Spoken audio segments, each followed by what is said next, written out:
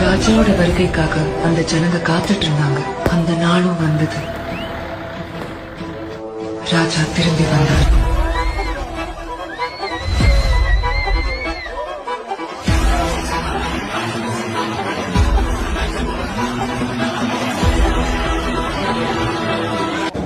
அனைவருக்கும் வணக்கம். சக்கரவர்த்தி தேவேந்திர பண்பாட்டுக்கழக தலைவர். மக்கள் தேர்ந்தெடுத்திருக்காங்க. அவங்களுக்கு என்றைக்கு நன்றி கடனும் கடமையும் பட்டுள்ளோம். அதை மட்டும் இங்கே சொல்லிக்கொள்ள விரும்புகிறோம். ஒவ்வொரு கிராமத்துக்கும் நாங்கள் வந்து நன்றி தெரிவிக்கணும். அது எங்களோட பெரிய முக்கியமான கடமை. எல்லா கிராமத்தையும் ஒன்றிணைக்கணும். அது எங்களோட முதல் அஜெண்டா.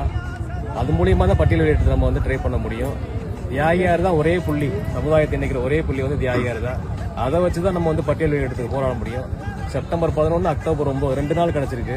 நினைவிடம், மணிமண்டபம் 2 இடம் கிடைச்சிருக்கு. ஒரு விழா 2 விழா ஆயிடுச்சு, ஒரு இடம் 2 இடம் ஆயிடுச்சு.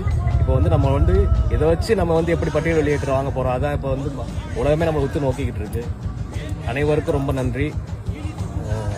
பெரிய கடமைப்பட்டுள்ளோம் மக்களுக்கு சேவை செய்யறதுக்கு. தியாகிகளோட 100ஆண்டு விழாவப்ப எங்களை வந்து நிர்வாகிகளை தேர்ந்ததுக்கு ரொம்ப ரொம்ப ரொம்ப ரொம்ப நன்றி. தியாகியாரின் வாரிசு வந்து முத வந்து பொறுப்புக்கு வந்திருக்கீங்க. இது உங்களுடைய மனநிலைமை எப்படி? ரொம்ப மகிழ்ச்சியா இருக்கு. கிட்டத்தட்ட ஒரு 100